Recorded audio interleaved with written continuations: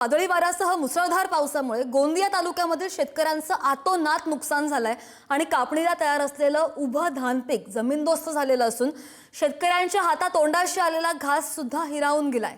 अस्मानी संकट आलंय आणि त्यामुळे शेतकरी पुन्हा एकदा संकटात आलेला असून ऐन दिवाळीच्या तोंडावर शेतकरी पुन्हा हवालदिल झाल्याचं पाहायला मिळतंय। ही शेतामधली दृश्य आपण पाहतोय, सगळी उभी पिकं आडवी झालेली आहेत। शेतकऱ्यांच्या हातातोंडाशी आलेला घास हिरावला गेलाय, कारण की काढणीची वेळ आहे। मात्र आता पीक काढायचं कुठून आणि काय पीक काढायचं हा प्रश्न शेतकऱ्यांसमोर उभा ठाकलाय।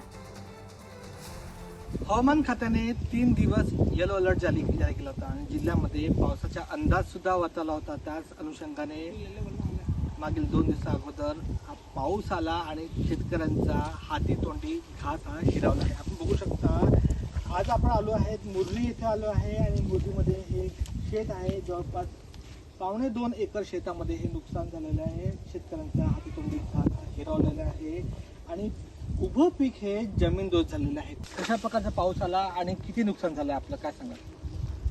हा पाऊस 26/9/2025 च्या रात्रीला 11:30 ते 12 वाजताच्या दरम्यान आलेला आहे। जेव्हा मी शेतात दुसऱ्या दिवशी आलो, बघितलं सगळं धान्य पसरलेलं होतं आणि धान्याला पाहून माझं मन इतका दुखावलं की आता डोळ्यात माझ्या अश्रू येण्याची पाळी आलेली आहे। ह्या शेतीमध्ये माझा 8 एकरचा जवळजवळचा तुकडा आहे आणि 2.25 एकरच्या जवळजवळ हा धान्य माझा पडलेला आहे खाली। आणि हा खाली आपण बघतच आहोत, जो धान्य पडलेला आहे त्या धान्याला आता अंकुर येईल आणि हा धान्य बेकार होईल।